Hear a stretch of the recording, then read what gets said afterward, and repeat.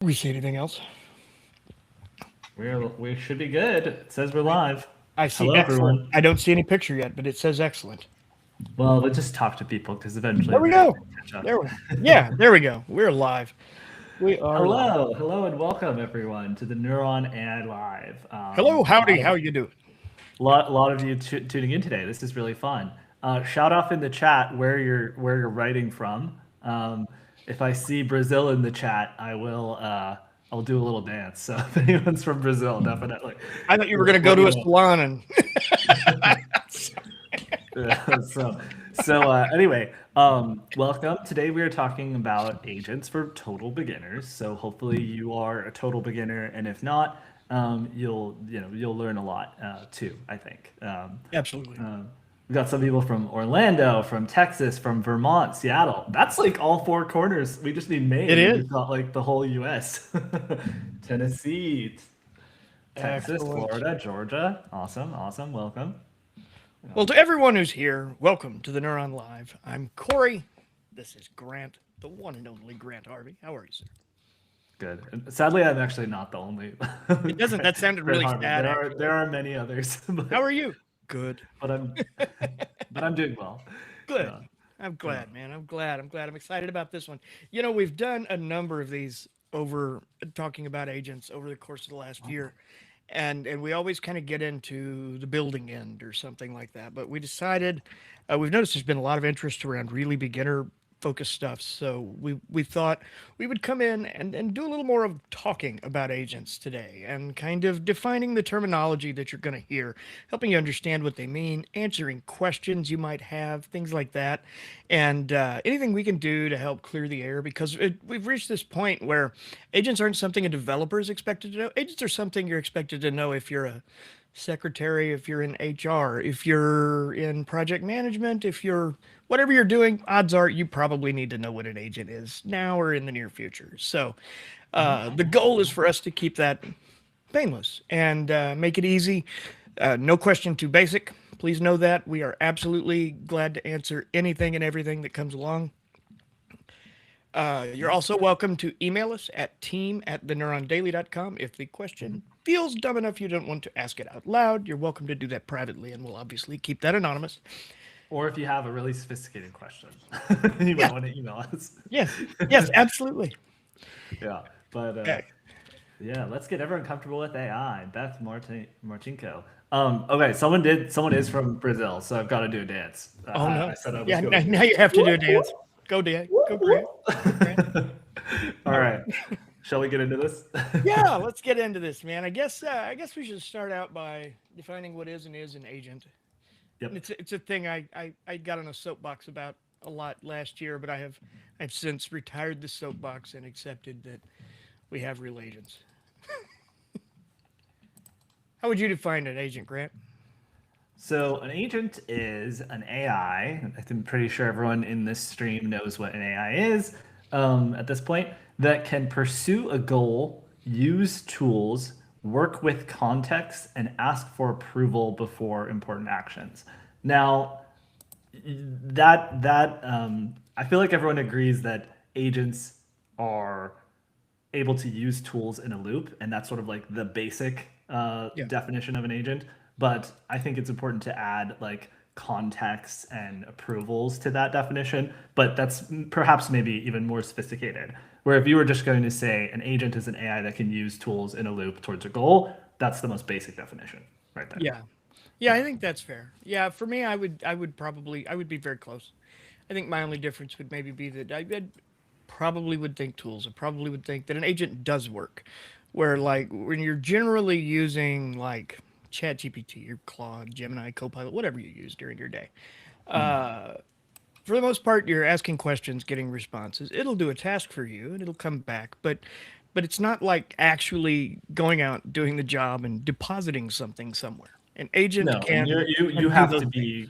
you have to be prompting it the whole time, Yes, basically. where an agent knows what it's supposed to be doing because you've prompted it already, and it knows that an agent's job, for example, say one agent's job is going through your Monday schedule and sending you a list of everything you have scheduled today. With the meetings you can bump list as well.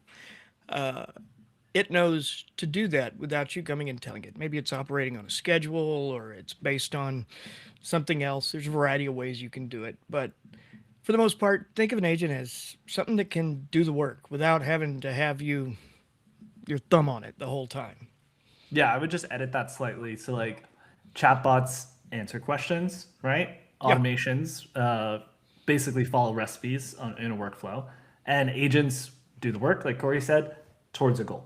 Because Yes. we're not at the point where they can just do work, autonomously, completely on their own. I'm sure, of course, they could do that, but we don't want them to do With that because, with enough engineering, they can. yeah, It would very yeah. much be a more complex Well, build you can out. let them run indefinitely, right? Yeah, But they need something to work towards the way that they're engineered currently, or they'll stop running, is basically what I exactly. mean by that. Yeah. So, I guess from there, let's take a moment and walk through some terms that you're going to hear when you're hearing discussions about agents. If you're finding yourself in discussions more often with your engineering or dev team around, and you're like, what in the ever loving hell are these guys talking about?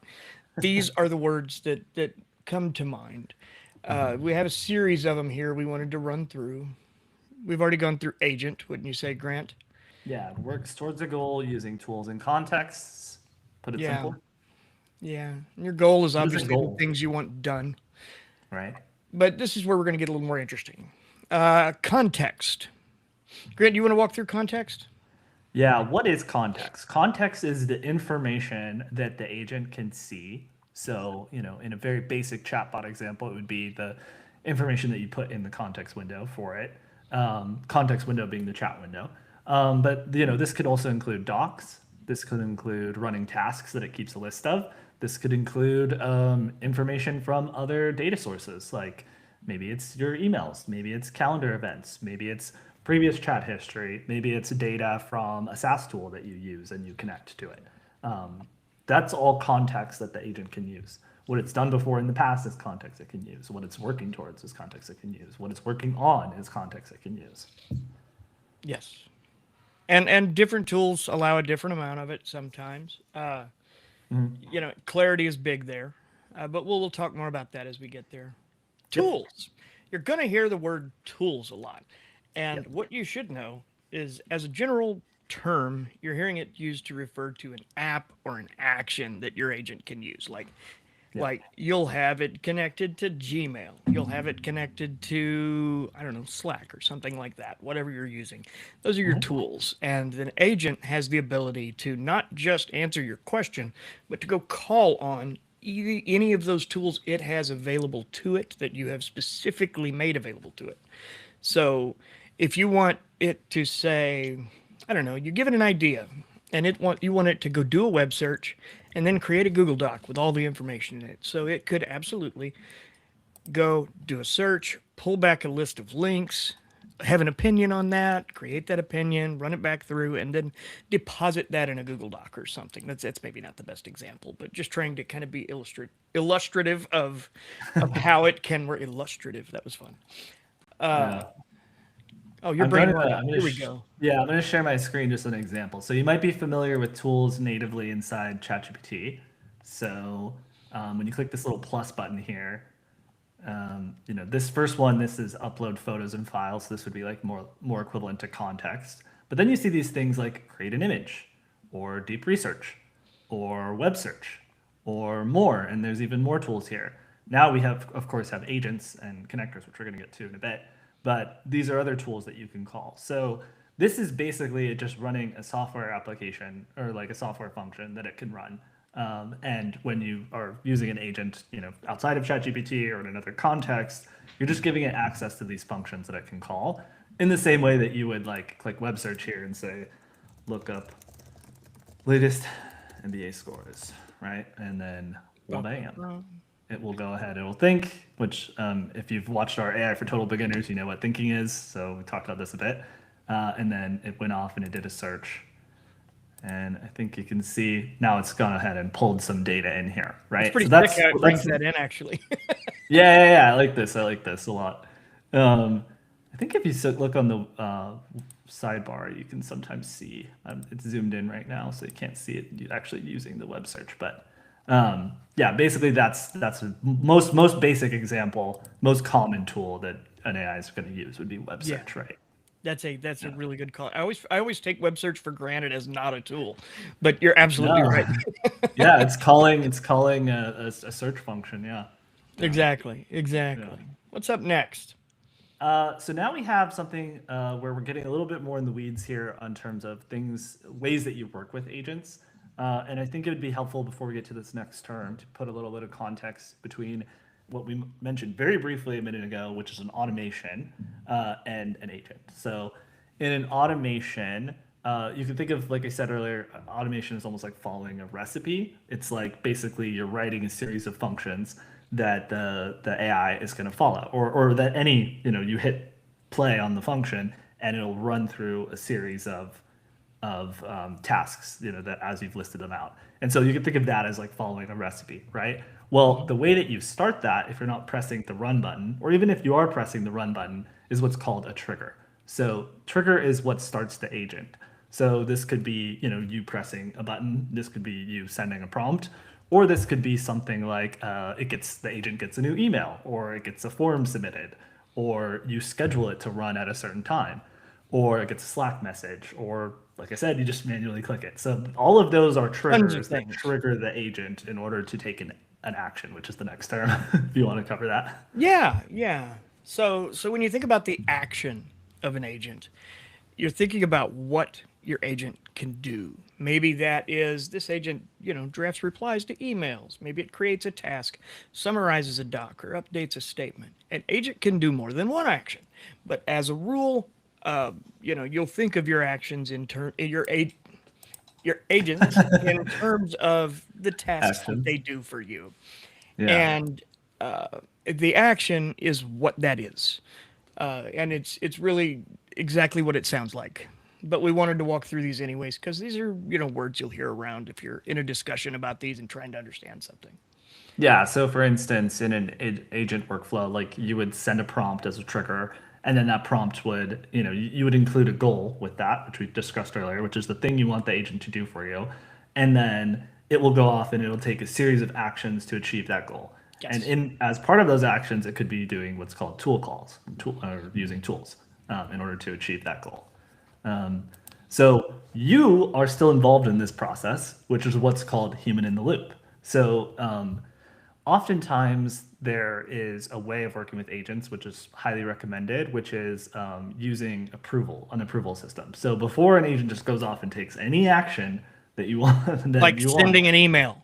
yeah, yeah. You have a step where you are in the loop. So human in the loop step where you approve the process before anything important happens. And usually you want to put a human in the loop, like before any read writes or set, or not before any reads, before any writes or sends, right? So if the task is go read my emails for the day and draft responses for them, you want it to go off and be able to read each email without you having to manually give it permission to do that.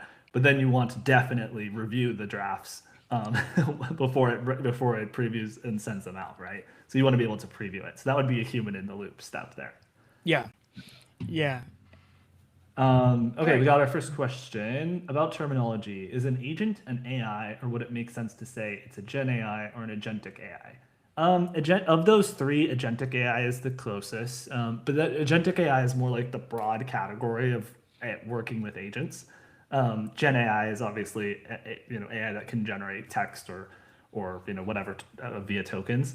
But yeah, Gen the AI AI might is. likely exists inside your agent, if that helps. Yes, exactly. So we'll go into this a little bit more in depth, but basically, if you look at it, from a system level, the AI inside of the agent is the brain, and that's the Yeah. thing that can make decisions without you being involved. And this is typically a language model that runs, processes text, reasons, Yeah. and then it makes decisions, and then it can then go and decide it's going to call. So the AI is inside the agent, if that makes sense.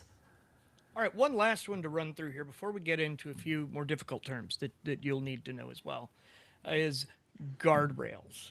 So, guardrails are a really common topic to discuss when you're thinking in terms of agents because what you want to know is like You know what you want the agent to do, but you also need to know what you want the agent to absolutely not do. Like, Yep. for example, if you want it to draft only, you don't want it sending emails. Only make drafts is a guardrail, for example. Ask before sending is a guardrail. Use only Hmm. approved documents as sources. That's a guardrail. Never, ever, ever, ever delete anything is a guardrail that I'm certain a good number of people wish they had used and or had followed better, whichever the case is. But Yeah, guardrails are definitely. important. Yeah. And so, for example, you would place a guardrail, or you would put guardrails in place so that it knows to check you for permission before it does something, right? So a guardrail is sort of like a hard check that tells it like, okay, before you send this, check with me, the human in the loop, and then and then I'll say yes or no, right? Like in If the you've ever planner used, scenario I mentioned earlier too, the idea would be, only look at today, tomorrow, or at meetings this week. You don't want mm, it to go look at your whole calendar and read your whole calendar. Because if you say go check my calendar, it's going to read your whole calendar. You want it to look at events this week on your calendar. So, and you this is want to really narrow that important. focus Yeah. is important because, the more narrow it is, the more compute you're sending to what you want it working on. That's exactly what I was going to say. Is basically, if you're paying by token here, these things are getting really smart, and as a consequence, they're getting really expensive. Yeah. So that's where the term context engineering comes into play, which is narrowing the focus basically to just the information it needs at the right time, so that you're being as token efficient as possible. What up, Raleigh? North Carolina. There's so many states I want to call out here: Boston, Florida, DC, San New Diego, Jersey. So cool. Georgia. I like that it says Georgia. All right. So Took me a now minute. that those are the agent basics. If anyone has any questions about agent basics, no question is too basic, so please send it in. But now we're going to dive into the technical terms. We're going to explain the things that confused us when we first Yes. heard about them and learned about them, and we're going to try to make them as easy as possible to follow along with. Because we came to this as non-engineers as well. I mean, maybe we'd poked around a little bit, but neither of us were software engineers when this started. Like we're definitely, I would say, probably more comfortable around the concepts and things than we used to be. But Yeah. at least myself, I would say, like my degree is in philosophy, that which is way different. Scaffolding is a great question. Basically, at a high level, scaffolding is all the stuff you build around the agent to make the agent function properly. So, all the things that we're talking about guardrails, about like environments. Well, we haven't talked about environments, but basically, all of the instructions and the guardrails and the systems you build around it is the scaffolding. It's a very broad term right now, but we'll dive into that a little You'll hear more. harness a lot too, used to describe Yeah. what is essentially the same thing. Yeah, Uh, so we'll try to cover that a bit more at the end, yeah, as it we gets don't have that on complicated. our. How do we not have harness on our list? No, we'll circle back to it. We'll circle back to it. All right, here we go. So let's talk about these that confused us a little more in the beginning. First, is it's good to understand what an API is. Um, you can absolutely do a lot of stuff without knowing what an API is or without knowing how to create one. But if you do, it unlocks a lot of stuff that's really helpful. And it's an easier concept to understand than it sounds like. It's one of those words that makes people, yeah, context engineering is scaffolding as well. But an API is one of those things that makes like a non-developer genuinely get uncomfortable and withdraw from the conversation. So the way to think about an API is that it allows one app to talk to another app.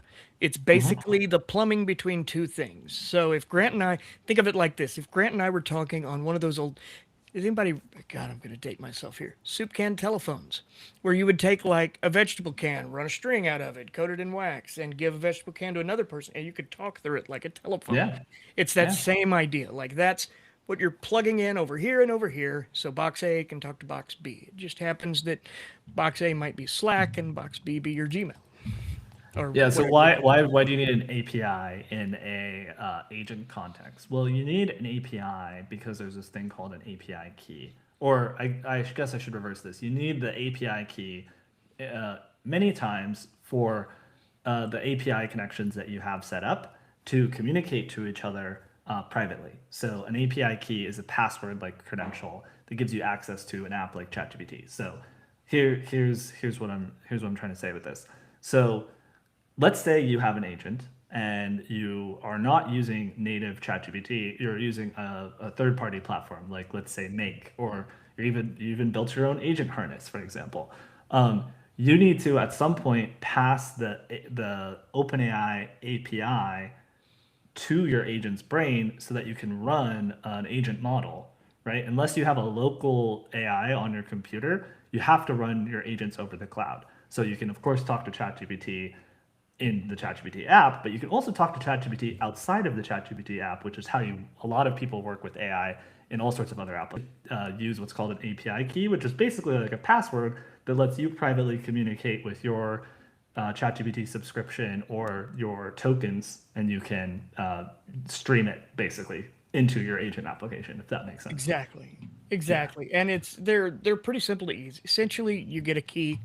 You'll go and key is kind of our next term on the list here, but what it is essentially think of it as a password. It's a long key. I I should know this. I want to say a 32 character. I could be wrong though. Key that is unique to you and your connection. So that's how it knows who to bill. Is essentially what it Basically, boils down to. yeah, It knows yeah. who to It's bill how for you the pay time. OpenAI so you could use their AI Yeah, or yeah, any. exactly.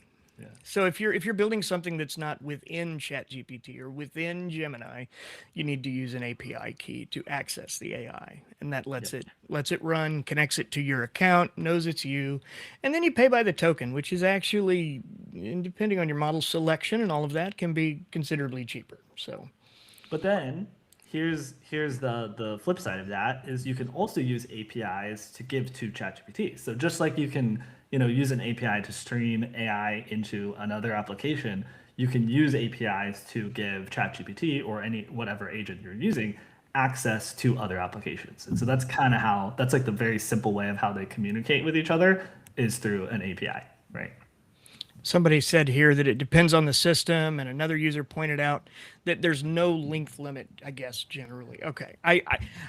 I wasn't sure. It's not a thing I've ever encountered that much. And the truth is, these are, I've only been working with these for maybe a year. So, They're long strings, basically. yeah, it's a That's long what, string of yeah. text. Yeah. One other thing someone said is it still necessary to work with third-party applications like Zapier, or are the native environments GPT, Perplexity, Grok, etc. sufficient? I would say this depends on your use case. So there are a lot of tools, like basically the core ChatGPT, Grok to a lesser degree, and Claude have all gotten much more agentic as time has gone by, meaning that agents can do a lot more tasks autonomously from a simple prompt. It can pull in more tools. It can accomplish more things. You can even create what are called, workspace agents inside ChatGPT, which are, more sophisticated than just, doing a regular prompt call. And you can also do what's called managed agents on Claude. So we'll get into that a little bit more later. But depends Your entirely on comfort your use level case. matters too, I would say. You know, Say more about that. Yeah. I would say that your comfort level matters because the truth is, a tool like N8N is great, but it's also a little more complex. And it's maybe something you would want to work up to. Where if you go with a tool like Make or Zapier, they're quite simple. There are templates pre-made. I mean, and there's plenty of that as well with N8N, but it's more developer targeted, so it may seem a little more complex, a little more intimidating. Doesn't mean you can't do it. You can absolutely do it, but depending on your comfort level, I absolutely recommend starting with like workspace agents in ChatGPT are as easy as they get, frankly. Something like Make is a good tool. We're going to walk through several different tools today where we tinker here and there and just kind of show you how they work, what they are, and different use cases where one might be the right choice for you. In our AI for Total Beginners stream, we also worked with Cowork live on screen. And Cowork, as well as OpenAI's Codex, are kind of like agent platforms. So Yeah. you're not necessarily building your own unique agents inside Cowork, but you're using Cowork as an agent for on your behalf. And so Yeah. if you're using those native tools. Perplexity Computer would probably be similar because you mentioned Perplexity. And Yeah. then Grok has its own kind of sub-agent system where basically it spins off 4 or 5 different agents that help accomplish a given task. And looks to have a coding agent coming in the next week Oh, or it's two. out. It's Is out it out? for it's like in beta, but yeah, it's called Grok Build, I which is heard a pretty rumor interesting. today too. I shared with you on a I website that was saying that didn't see it, someone but else if was it coming out with happens, a coding model next week that could be interesting. interesting. Yeah. Um. Okay, so someone asked, I was wondering if N and N make are still relevant now, especially since you can set up a lot of things with Claude Perplexity. I was just wondering. So I debate this as well. We're going to show you at least one of those tools a bit later today, but I really wonder if you need them. I would say you do just because, okay, 2 scenarios where you would need them. One is if you actually don't really need an agent and you just need an automation workflow. And in that case, it's very cookie cutter. It's very what I call, or what's called deterministic, meaning the steps of your work are the same every time and they don't vary. That's when you would use something like that. And also, they have the most flexibility and connect to the most amount of tools. So, if you're using Codex or you're using, maybe Perplexity Computer has more tools than this, but if you're using Cowork, for example, you can't access all of the different models and other software tools that you could with Make or with N8N. Yeah. So Where you're able to pick your sometimes model of choice. Yeah. yeah, sometimes there's still a good use, there's still usefulness in those tools, but they're not as easy to use as just spinning up agents with agents help. Exactly. So you have to get more in the weeds, which I think makes them less valuable in my opinion. I wanna hop into this next one we've got on our list here real quick. I know we got another question or two, but I want to make sure we get through these first few because they're really important. I think Yep. webhook is a term you Webhooks. will begin to hear on occasion. Not nearly as intimidating as it sounds. Technically, it's a message one app sends when something happens. So think of it as like the doorbell that wakes up your agent. Hmm. So, as it is, without webhooks, you're essentially pinging a server over and over until you see that something's changed and then you pull it. What this does is instead of having to go and constantly ask, instead of your computer going to CNN.com or whatever and saying, hey, is there a new article yet? Hey, is there a new article yet? Hey, is there a new article yet? Instead of that, webhooks allow it to just push a new article when a new article comes instead of Mhm. having to waste all that energy, all that bandwidth, and money, time, all of the other things. But it's meant to make it easier to know when something's happened. So you set webhooks with their own triggers, and Yeah, that might so be a new article. yeah, exactly. So webhooks basically it would be like sending information from one app to another, and then that could be used as a trigger to trigger an automation workflow or wake up the agent, and then have the agent take an action based on that data that you sent through the webhook, if that makes sense.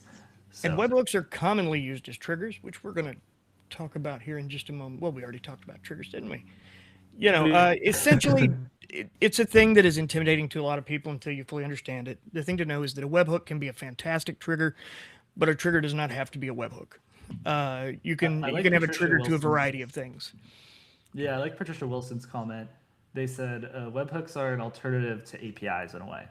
Yeah, feels like it. Yeah. Maybe like a simpler version. Yeah. Will we go through a webhook example? We could try. Yeah, we will. Yeah, We we will. can at least pull one up, show you what it looks like, and talk to you about what goes there. Yeah, We can push definitely do instead that. of I've got pull. one in. I'm trying to think if I can share my N8N up without, you That's know, what I was thinking. I was like, exposing API keys and all of the like. But we'll figure it out. yeah, Uh, we'll definitely show you examples for sure. Yeah. Next up, we have JSON or JSON, depending on who you ask. It's it's code, and it's when I say it's code, I guess it's code. Yeah, It's a think structured format, basically. It's like a structured format apps use to pass informations back and forth. You could call it a labeled box of data. yeah, Um, you're going to know what these look like. Hang on, and I'll pull up some JSON. Cool. The thing to know about it is it has pretty simple and strict rules to follow Hmm. that are Extremely strict. they're strict and they're rigid. Yeah, like the trailing comma is the bane of my existence. Well, I And remember talking to some of my developer friends when ChatGPT was first popping off, and everyone was talking about, well, what are all the things it could do? And he said, well, first of all, it's really bad at writing JSON, and that was a big thing holding back AI development was that AI models were just really bad at writing JSON, which is yeah, a very strict formatting and didn't language. last very long because No, now they it's fixed that ASAP. fix that ASAP. Okay, I'm gonna share Yeah. my screen here real quick just to show you what basic JSON looks like. I like Patricia's comment while you're doing this. Uh, JSON relieved us from the constraints of structured databases. At least I assume you're talking about JSON yes, there. Yeah. yeah. All right. Oh, here we go. Here we go. Here's a good example. Here's a good example. I'm gonna blow this up so you can see it. Yeah. Think of a your JSON. What is essentially doing is carrying data from a database or to a database or from a database. And so you'll have different categories where you'll see like what is this person's name, age, city. Anytime you go and fill out a form on a website, what you're actually doing is creating JSON behind the scenes. You just don't know it. It's what the form is doing for you because that's Yeah. how it's sending it to wherever it's going most likely, whether that's a spreadsheet or a database, whatever the case is. Yeah. But it's just a thing like this. You don't have to necessarily know how to write it, but what No. is good to know is that you can go through and do things like make changes pretty simply and recognize little problems. If you at least have a passing understanding of it, it will be very very helpful for you because you'll be able to spot problems, fix problems, and better understand where things are happening in the agents you build. Yep. Another consequence of using JSON is, for example, somebody mentioned N8N earlier. N8N is like Make or Zapier. If you've ever used either of those, it's like a workflow automation tool, the node-based tool, and you can actually export and import JSON directly. So all of the nodes that you put together, you're basically just putting together a big JSON file, and you can make workflows really easily from JSON. So you can ask AI to basically like put the JSON together and and in a structured format for you, so that you can create an automation with it. So it's it's Exactly. it's nice to know that it exists, and get comfortable with copying and pasting it and working Yeah. with it. And you can And always, if you don't know what's wrong with it, copy it, throw it into ChatGPT or whatever you're using, yeah, and it will absolutely find problems and help you line them out. yeah, But I dropped a 5 minute JSON explainer in the chat, which is essentially what I watched to better understand it. And cool. it was good enough for what I needed. And then the occasional tinkering. This is not a thing you'll use in every agent. It's not a thing you may ever come across, depending on what you're building. But the knowledge of it will make your life a lot easier because quite often when you go to download an agent, you'll wind up with a wad of JSON. So We got a good question in the chat. Level yourself up. Corey will share one example for sure that he uses a lot on that, and I can comment more on that later. So basically, the question was for anyone listening. So, what is your best case use of your AI agents and automations that help you productive wise daily? We will get into that more in depth yeah, later.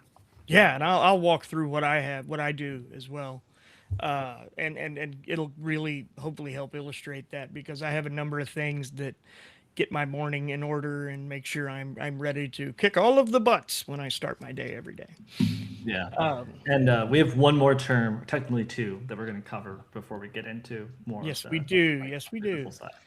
Um, so you might have heard us mention connectors earlier, or maybe you've seen this term, and we said no jargon. This is the one jargony thing besides APIs and JSONs we're going to talk about, which is MCP, or Model Context Protocol. And basically, all you need to know about this is that it is a standard way for AI tools to connect to apps, data, and services. It's a metaphor that a lot of people stuck onto was USB-C for AI tools.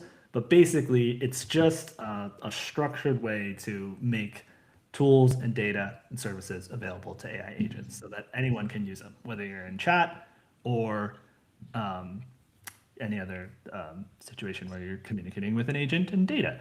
And they take the form of connectors inside the applications that you use. So Yeah. Corey's showing some examples here. Yes, and like all of these, the ClickUp, DoorDash, Figma. I think Little Caesars may even be connected in here. It is. Yeah, we, we had we some trouble with tried that and last. failed to order a pizza a couple of weeks ago. We're going to do that again soon. Um, Yeah. these are all MCP connections behind the Yep. scenes, Yep. and they have a number of things that they can do that are defined by whoever owns the MCP. Whoever owns that service is able to say, I want them to be able to read, I want them to be able to write, but I don't want them to be able to, I don't know, add an image to a thing. So you wouldn't make that ability available. Yeah. So connector is like the easier user-facing version of an MCP server. So you can connect Gmail, Drive, Slack, ClickUp, all the things that Corey just shared, and the agent can then use those tools with permissions that you set. So there's like Yeah, a you can think of it like a menu of tools functions that the agent can use when it's connected to stuff, and you can define which of those tools it's allowed to do. Yeah, MCPs are a little tricky, but basically they are, simple enough that you can create them with the help of an AI, and you can certainly use them with AI. it's an easier route than dealing with APIs quite often.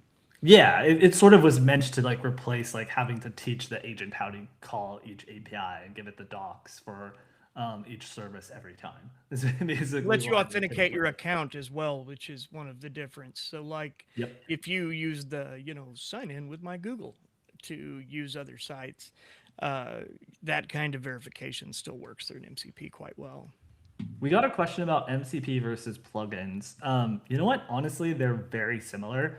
You can basically think of a plugin as a package of skills, and you could include an MCP server as part of it. So it's like a package of MCPs and skills and docs, basically just putting all of the stuff that you would need to do a series of tasks together in one place. We can go into that a little bit more in depth later when we get to Claude. But yeah, the line between plugins and skills and MCP servers is kind of And so and apps, it's all a little muddy. There's it's the all a truth little is muddy. Yeah. that there's a lot of intertwining there. A lot of apps are using APIs and MCPs, and a lot of MCPs are connected with APIs. And there's all of these different ways you can do things there. So at its core, though, the thing you need to know is it's what lets you connect your app to your AI, Yep. and makes it easy. Somebody just Very asked good. if we'll be sending the recording. Absolutely, this will all be archived later. You'll be able to watch it Mhm. for eternity here on YouTube. Maybe You not can eternity. also take the bar, the red bar, and scrub it back all the way to the beginning, and you can watch from the beginning right now. Yeah. Yeah, There's if a you want. little. We just got a question here from Level Yourself Up that I think this is probably a good spot to address, anyways. Mm, When dealing with agents, model selection really, really matters. yep. Where what they are talking about here is specifically like token usage within a subscription account. So whether that's your ChatGPT, your Google, your whoever, your Claude, whoever, there's a limit to how much usage you get in a month, depending on your plan. Like the $20 plan, the free plan gets X amount. If there's a $20 plan, it gets this much. There's a $100 plan, it gets this much. And those go up and down, depending on model usage. So there's not like a firm hard line, but the best thing you can do if upgrading a notch is not a thing that's currently in the cards for you, which is totally cool. It took me a long time to get comfortable with having to upgrade mine. And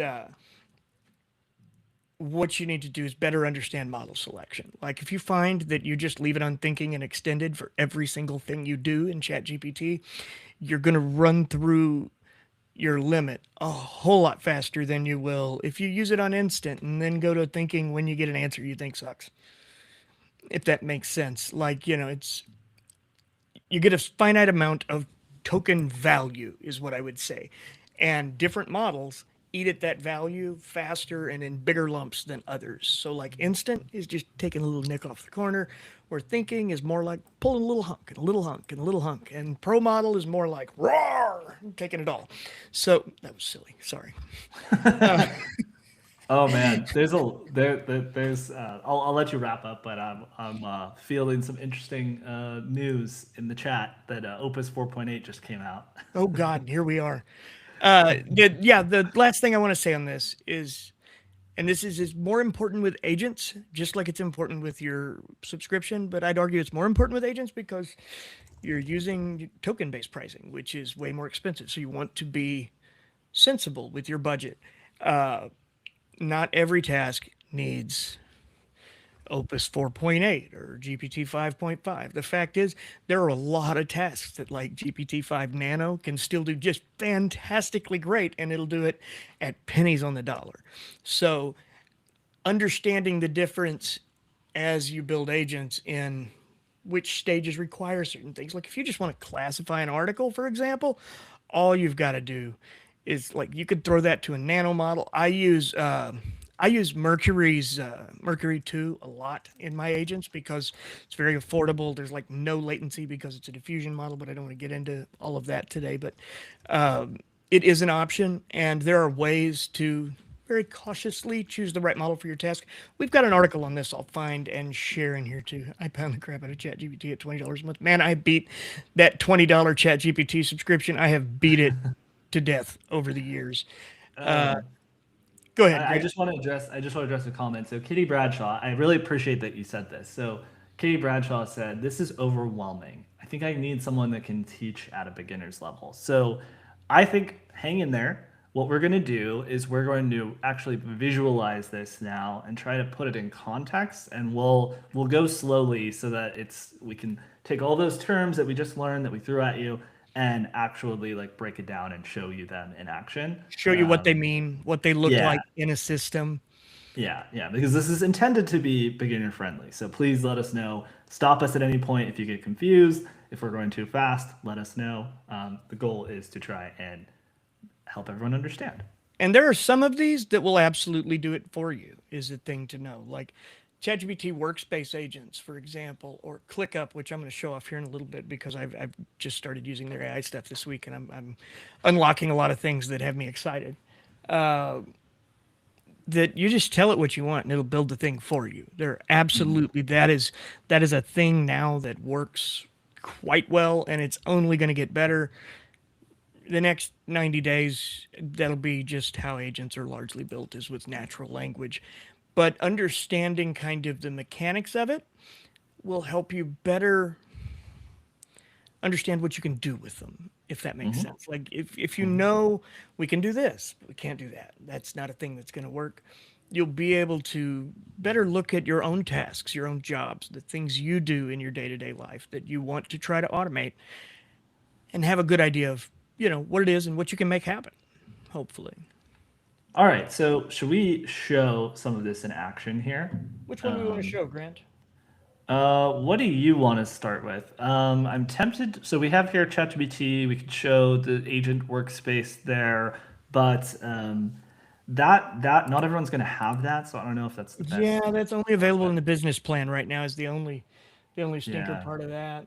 Maybe make yeah, we could do make. makes a Do you have good simple something you one. want to ClickUp's a show? very simple one. You're not building your own agents in ClickUp either. It's just you're just telling it what you want. Okay. Yeah, so yeah, maybe let's do those two first because they're a little Okay. more beginner.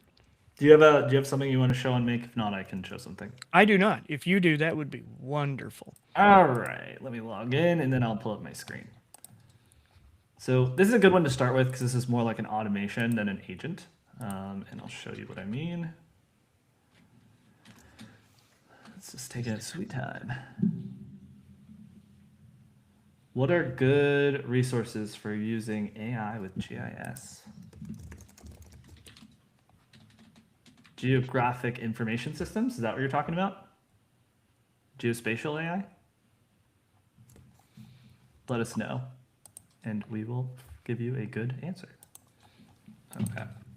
Yeah. All right. So what I'm about to show you is an outdated workflow, but a workflow that I have in Make. and we can make some changes to it.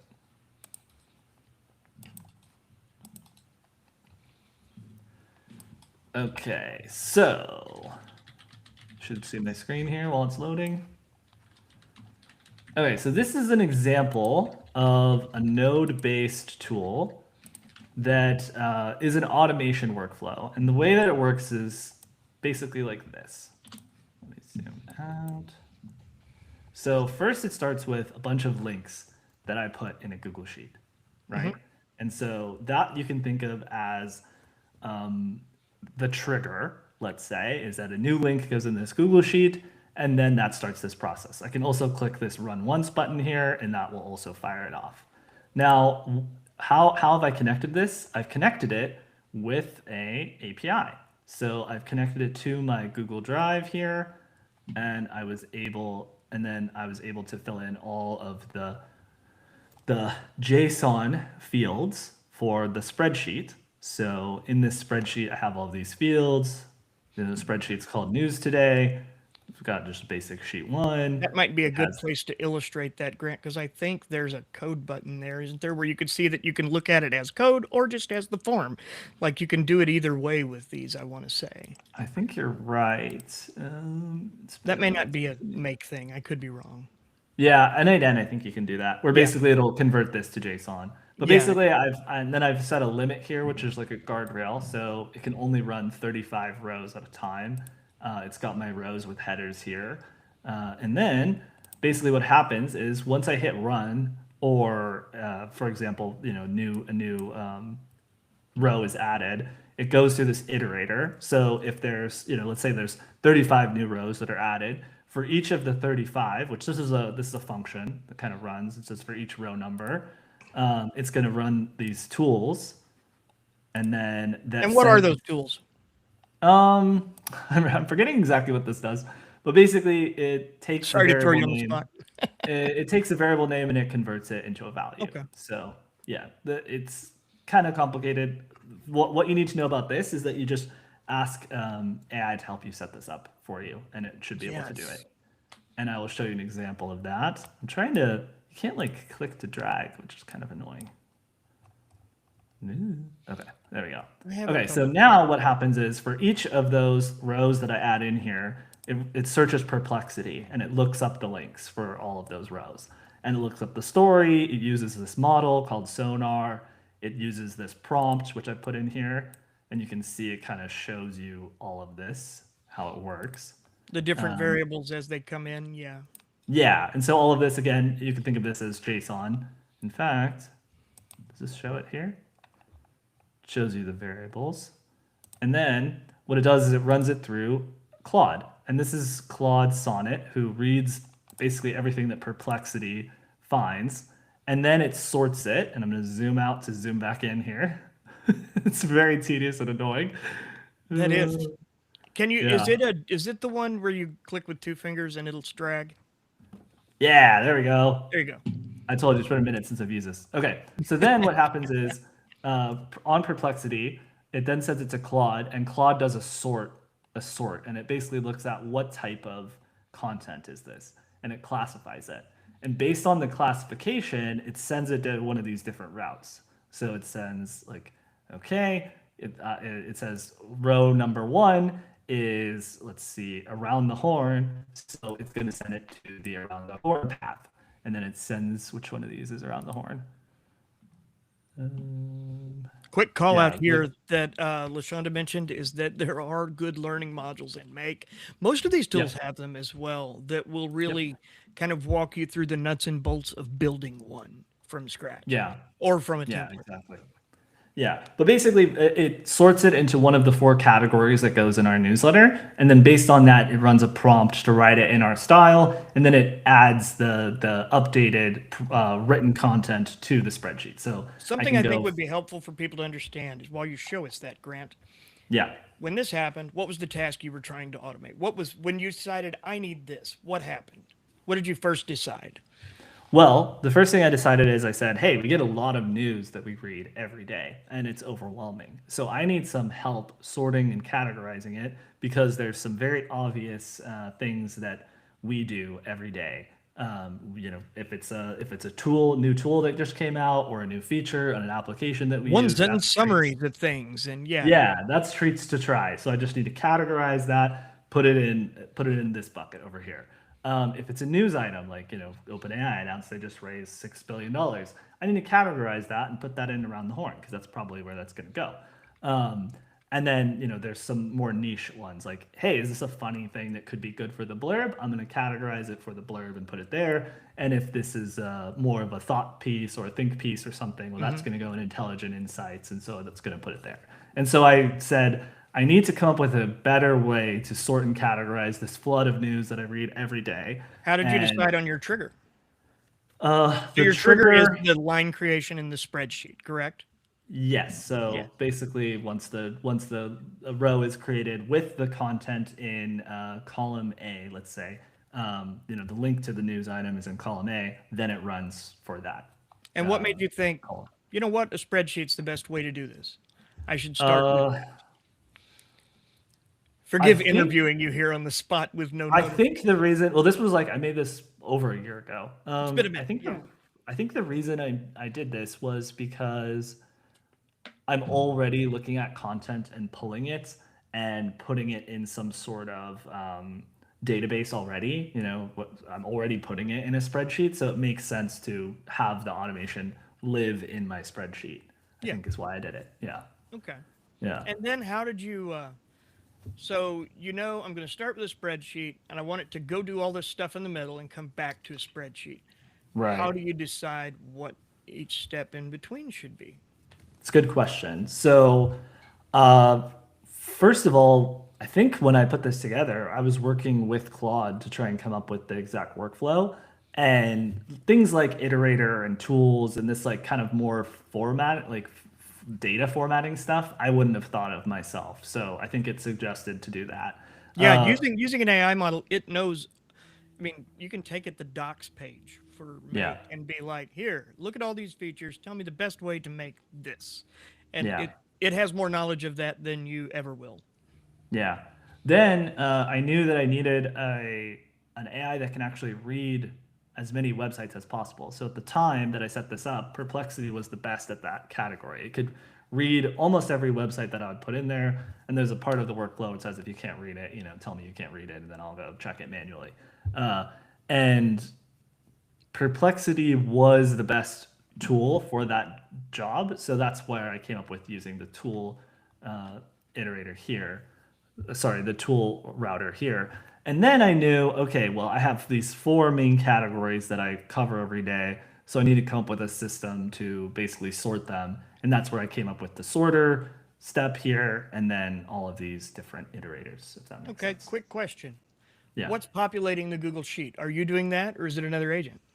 So you could absolutely make it another agent. For me, I love to make my life miserable and I manually search for news every day. I have not yet come up with an agent that finds everything that I want in the day. So therefore, I still have a job. But you know, in theory, you could come up with three or four different agents. And the way that I would do it is I would, come up with a Grok agent to search x.com links. I would come up with, a Gemini agent to search YouTube. And then I would have, whichever AI can read the most amount of websites. Right now, it's probably ChatGPT. So I would have ChatGPT go and read all the other sources that I usually check for AI news and do it that way. And then what I would do is I would have that on a schedule. So I would say, okay, every day at 8 a.m., run, check all of our usual sources for anything that was published, in the last 12 hours or 8 hours or whatever it is. And then I would have it then go out, find them, list them, check to make sure that there's no duplicates with anything that's already in the spreadsheet, and hmm then fill in the spreadsheet based on all the new stuff. And then it could iterate through this 35 at a time or, change whatever limit I wanted it to do here to then go through and, Yeah. based on all of the new items, run it. Here's a good comment to address too from Luke Schwetman. Hmm. What deters me is having to have paid accounts on multiple platforms to make these systems work. And on Yeah, it's that is real. that is definitely a real concern, but there are also ways around it. I saw someone here in the chat. I missed who it was. La la la la la. Mentioned Open Router, where you can access API connections for many models, pay one bill in one place. Like Mm-hmm. for using the APIs, there's not a monthly fee. For using the APIs, it's usage based. So if you use it, and you're able to go in and like set a budget. You're able to say, listen, not more than $25 a month or whatever the case is. And it can spend that however you wish. So, there are ways around it. There's absolutely some amount of money that kind of needs to be spent, but there are ways to minimize it. And what we were The talking nice about thing with about model selection is also very helpful. Yeah, the nice thing about Open Router too is that you can actually set guardrails as well, Hmm. which is nice. So you can come in here, you can set a guardrail for, I don't know, SOC 2 compliance, like it said Yeah. in the description. SOC 2 compliance agent. And then you can save that.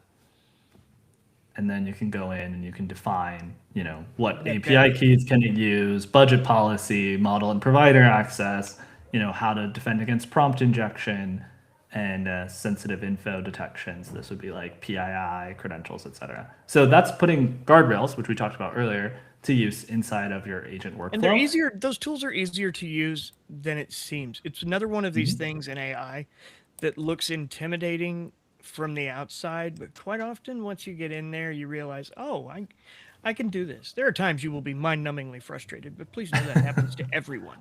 Yeah, yeah.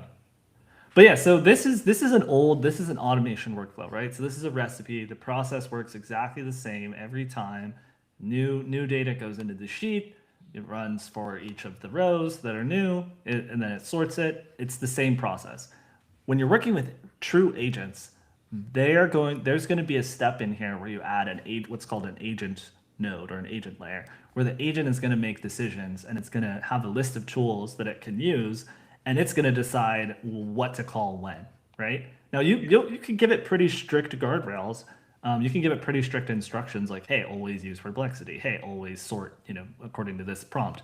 Hey, always write, this category the same, this category the same, this category the same, etc. But the agent, the reason you would put that in here if there's a lot of variability in what you're trying to do. So if you're getting customer like messages, right? You can't build a one size fits all workflow automation for anything that your customers might send your way. It's just not going to be efficient. So you have to have something in here where you're basically adding a brain to it. And really, this is kind of like an intelligence layer, but this only runs one prompt, right? It can't make decisions and call its own tools. Now there is a way that you can do that inside Make, and that's where you create an agent, and that's the new version of this. Yeah. Something that was just said here, and another thing we'll address in a minute, was that the real key to building an agent is less understanding the tool and more figuring out what you want.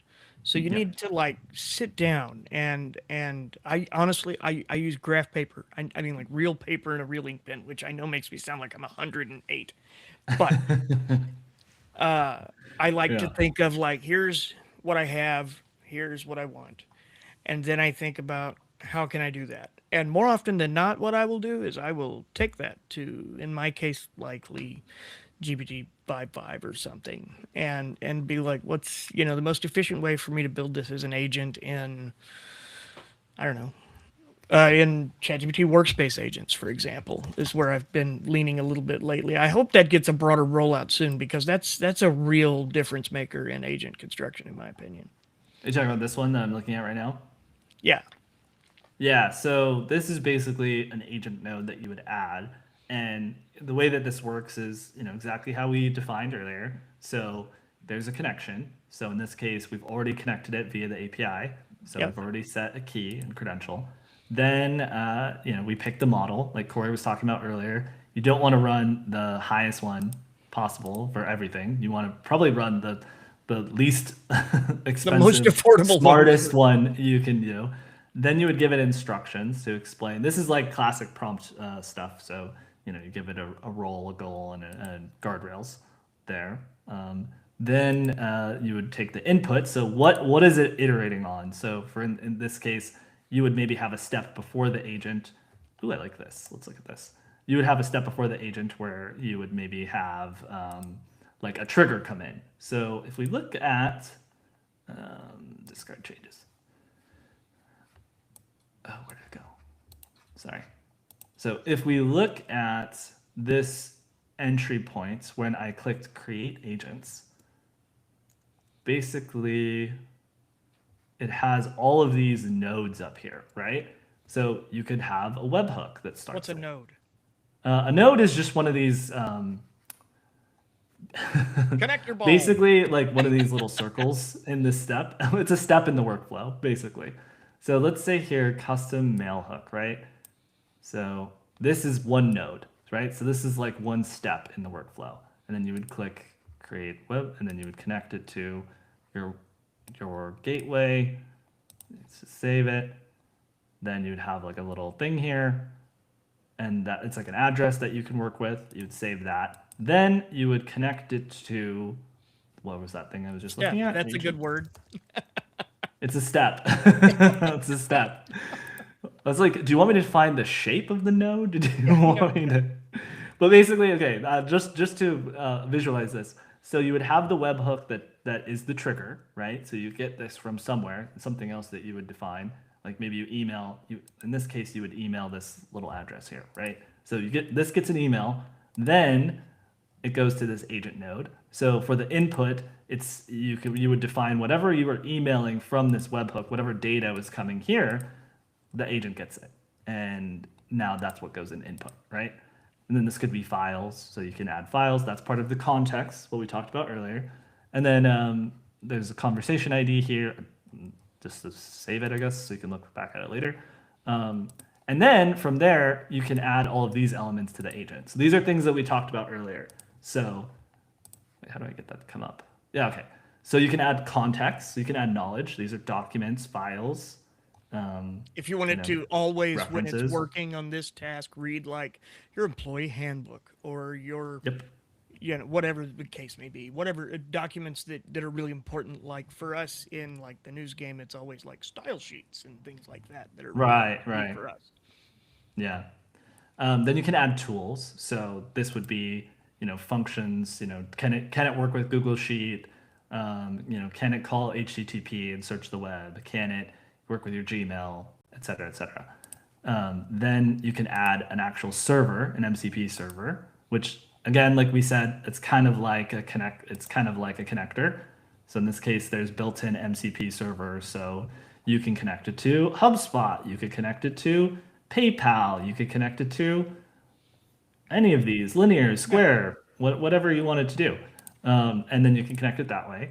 And then you can also chat with it. But it has errors, so we can't chat with it in this case. And then from there, you can add another step in the workflow, another node, and then that will determine what happens from here. So in this case, you get a webhook, you get mailed this data, right? Now the agent is given instructions for what it's supposed to do with that data, and then it can then take that and it can do another step with it. Maybe it's that may just be depositing it somewhere for you, like sending it in an email. Put it in a Google Sheet, put it in a mail, send you a message on Slack, put it in a data store. There's all these built-in features here for what you can do, which is really exciting. And the way that Corey was explaining this earlier, I think is the best way to think about this.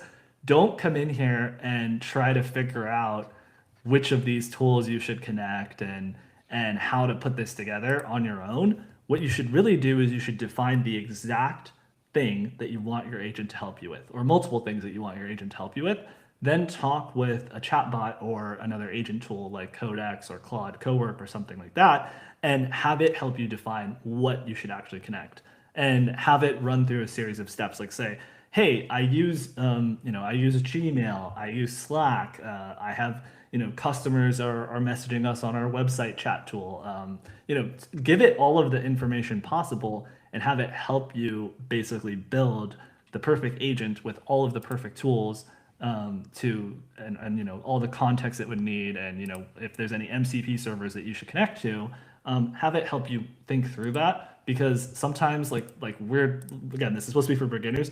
You don't want to get overwhelmed with all this stuff, right? You just want to know kind of what they are, and then when the agent tells you like, okay, this is what you're going to do, you're going to set this webhook here, you're going to connect it to these tools in this agent. You're not like running in blind. You kind of know Yeah. generally what those things are, right? I'd like to real quick here answer Patricia's question about what do MCP connections give that a solution like Zapier can't. What I would say is that Zapier's solution is more rigid, for lack of a better way of explaining it. You get more flexibility with an MCP with regard to the ability to have it reason and have the AI decide what tools it wants to use versus you having to predefine every single element of everything. You can have some of that be more in flex with MCP, is my understanding. You don't I'm have gonna, to assign Mhm. every single tool, you just have them all exposed. Yeah, I'm actually gonna look at Zapier and see how it compares because it's been a minute since I've used it. I'm just setting up an account real fast. Stephen, I'm just seeing your note about a hypothetical example, and I'm not sure where you said that. Well, Corey has If you a would real clarify what you'd example. like the example on, we'll be back. Yeah. We'll sort that out. You can do this on Claude Code and Codex now. Yeah, both of them will do it, and they do it great. Yeah. Top apps for project management. I don't know. Let's just say ClickUp. Okay, continue. I should add both of those apps, Codex and Claude Code both, make agents very, very easy. You go in, Yeah. you have an automation section. So like Yeah. even if you use ChatGPT, you have access to Codex even if you're not using it. If you use Claude, you have access to Claude Code even if you're not using it. It's a different app you would download to likely your desktop, and Mhm. there are a number of tools it makes easier that you don't get in normal ChatGPT plus in the web interface, like Yeah. skills, like which you do in Claude, but you don't in ChatGPT.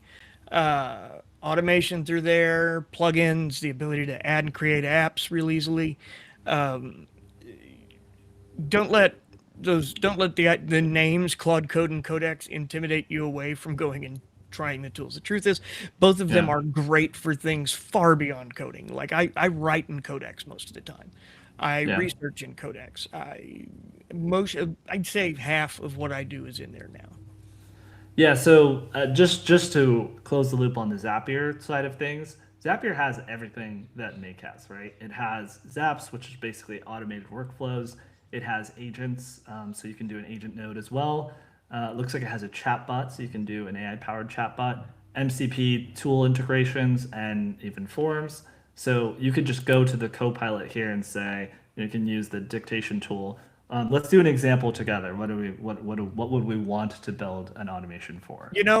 We had someone asked just a few minutes ago if we would Mhm.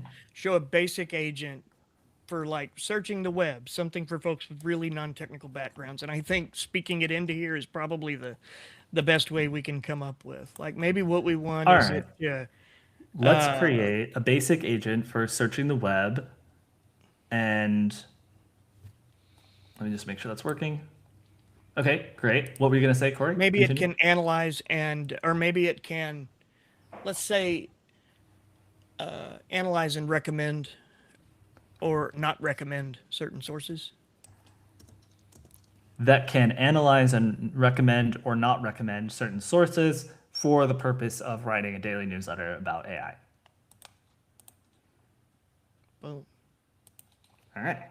So now what's going to happen? This would be like if you were working with Claude or Codex to Yeah. put the agent together. You would basically do the exact same thing where you define what you want to automate and you would have it. So I'll just say you decide because this is just a demo. So what it does is now it's thinking about how to actually put together the automation based on what I requested. And now what it's doing is this is actually an agent we're working with here because it's using tools. Yeah. Yeah, basically all of these tools, like whether it's Make, whether it's N8N, whether it's Zapier, they are all copying each other. They're all trying to be the same tool because they just want to be the one that you use, right? So it's important to remember that. They might have little nuances that make them easier or harder to use. They might be more your style or less your style, but they are all the same. So the Like important Zapier more thing, expensive, but also has a good jillion that's true. They're not the native same on cost. integrations. Yeah. Yeah. Yeah. So there are differences, and sometimes it depends on where you can integrate the app you want to integrate. All right. So now what happened is it sent me to the Zap editor, and what's Okay. happening here is it's still working on the left-hand side, but it's now putting the editor together. So instead of doing a tedious manual process of you deciding which nodes you need to string together, you basically give it a goal, and it's going to come up with as well as constraints. So what applications do you actually use? What sources do you want to limit it to? What sources you don't want to listen to? Et cetera, et cetera. And it can now start putting this together for you. Yeah. Yeah, Ryan Patrick says Zapier has been around since the days when real developers had to code each integration by literally reading their API docs. Gosh, could you imagine? How horrible! Now Oh, you just point the AI at the API docs or even the MCP server and say, okay, tell me how to do this. Um, go do. yeah. So as you can see here, it's now putting this together. It's got a schedule, so it's running every day. It's got an AI by Zapier, and you can see it's functionally the same. It has the provider, it has the authentication. I guess this is looks like we have to put that might be like the credentials there. Yeah, It that's has where the your model credentials would it's be. using, has the prompt, and it wrote all this for me. It's giving it defined all of these terms. I could come in here and edit this, but it's a good start, right? Yeah. Um, and then it hasn't connected any tools yet per se. It says, oh, it needs to authenticate the AI step first. Okay, so here's where I would come in, and if I was actually going to use this, I would sign up with Zapier and put in my credit card information, get my API key, et cetera, et cetera.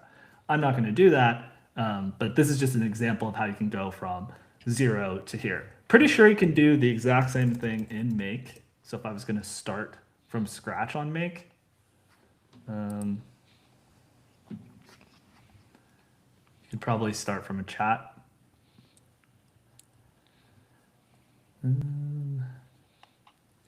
Maybe not. They have a lot of pre-built libraries you could start with, I guess. That's Yeah. one way you can do it. So, for example, there's all of these custom workflows in here. Where Another the tool. workflow's already built, you just go in and connect the dots. Yeah, so Yeah. you would find the thing that's the closest to what you're trying to do and then change it, Yeah. like content draft creator, maybe that's close, things like that. And then HR the other Slack. one that people use that's very similar to this is N8N. Yeah. So that's this tool, and it's basically the same thing. Where do they have the workflows on here? I feel like they kind of hide them. Oh, templates. Here we go. Ooh, here's a question, Grant. Yeah, How many things do I need to pay for to get this to work? great question. Great question. So let's say you are wanting to spend as little as possible. the And it, the it very problem, much depends on what you want to do as well, I would add, real quick. yeah, that's true. If you want to spend as little as possible, what would you recommend, Corey? I would think ChatGPT Codex would do most of this. I would do Codex, absolutely, Yeah. because you can do it with your $20 subscription, frankly. You could do it better with a $100 subscription, but you could do it with that. And honestly, it would do just about anything you needed, as far as I know. I mean, I can't think off the top of my head of like, oh, well, you're not going to be able to connect to this or that. I mean, if you want to run multiple companies' models, if you're like, I want ChatGPT to do this stage, I want the other to do this stage, I feel like that's where the only place you're really going to come up short with built-in codecs or built into Claude code. Yeah, because basically what's happening is all of those other connectors that we were kind of looking at of the other applications, whether it's linear, whether it's Canva, what have you, they're all building it so you can basically run them inside Codex or Claude Code. They're trying to make themselves as easy for people to use where people actually want to use them. And so in this case, you wouldn't have to necessarily string together the entire automation in a separate platform. You could just go to this thing here, automations on Codex, and you could then, in theory, have it do everything that Zapier was doing for you, but inside Codex, and then you can run it. And if you are curious about how you might do that, there's we did a full automation where we talk like, okay, we did a full stream where we did everything from what's a workflow you do every day all the way to scheduling it and running it as an automation. So you definitely check out the AI for Total Beginners stream that we did, where it just shows you exactly how to basically do that in Codex. If that makes sense. Yeah. Yeah, it's been a minute since we've done one of those or run through those. Maybe we'll do that again one day soon because Codex and Claude Code update about every third day now. So, Yeah. or at least every Thursday. I just heard a new Codex drop this afternoon too, right as. Oh my gosh, really? Yeah. The number and supposedly new features or something. I'm not sure how big of an update it is. It may have just been a normal update, but the one tweet that popped up on my phone seemed very excited about both of them having these things today. So. Don't see anything yet, but maybe it's on X. Maybe, yeah, it may just be an X thing. Okay, well, now Okay, that so we've gone through make. Oh, sorry, Grant. no, I was gonna say I don't know. It seems like we lost a good amount of people in that example. So I would like to show people some more practical examples of how we're using these tools Yeah. today. Well, one I'd like to show real quick because it's also very beginner friendly, and I'm not going to spend a lot of time in here, is that I don't know if you use project management tools where you work, but we use ClickUp here at work, and we've recently gotten access to all of their AI tools, and I've had a lot of fun like tinkering with these and seeing what there is. And it's really simple. You'll just click the AI bar over on the left, and you can just come in here and tell it like, "Hey, I want an agent to check my list SWAT runway for any incomplete tasks once a day." For people who don't know, me, ClickUp is a workplace and management tool. So it's yes, like where you have all of your, basically the way we use it at our company is we have all of the work that needs to get done. We track it, we monitor it, we track its progress, and you know yeah, mark it and this complete when it's will. done. And the nice thing is like I realize every tool on earth right now has integrated AI into their app. Yeah. But this is one of frankly quite few where I feel like they really did it very well into a hmm traditional app. Like it solves a number of actual problems I had in there. So it's going to come back with a quick question or two, a simple note like you have X incomplete tasks. Would you like a full list of the tasks with links? I'm going to tell, yeah, and it gives you, you know, pre-recommended things to hit here. So I'm going to hit that one, which is give me a full list with task names and stuff. And it goes through here and it builds it while you wait or while you go, I also like get this a cup like of coffee, take the dog out. digital biometric scan happening on the right Yeah. hand side. Yeah. Plus one Yeah. for the graphics for sure, because that's a really cool thing that suckered me in. What time do I want it? 8 a.m. Doesn't matter. I think that the very cool thing that all of these platforms are kind of demonstrating is that gone are the days of you having to manually go in, click, and sort and do all of this stuff. Pretty much every platform now lets you just via a conversation set up these types of agents and these automations. Like Yes. it's I want gotten to really, comment really here easy. on, is it Dovey? Double? It made a comment. I To be fair, this is not a thing I take lightly, complimenting the inclusion of AI into a normal SaaS tool. You should know I You were spent very all of last anti year it for on a a while. I was on a tirade for a year and a half because like the instant the word agent ran past its first marketing team, every tool threw it into their apps and were doing these things that were absolutely not agents over and over and over and calling them agents, and really watered it down. But I'd like to say that I think three things changed that. I think Claude Code, Codex, and OpenClaw, as a group, really changed what they are. Yeah, only half joking. I get it.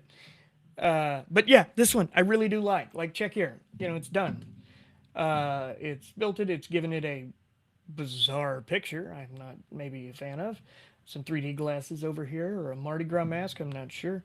But it goes through here, it gives it its role and objectives, capabilities and scope, gives it instructions of what it's supposed to do, calls out edge cases that it should be on the lookout for, tone and personality, context, mentions a variety of different triggers, but you can then come in here and just instantly hit run and turn it on.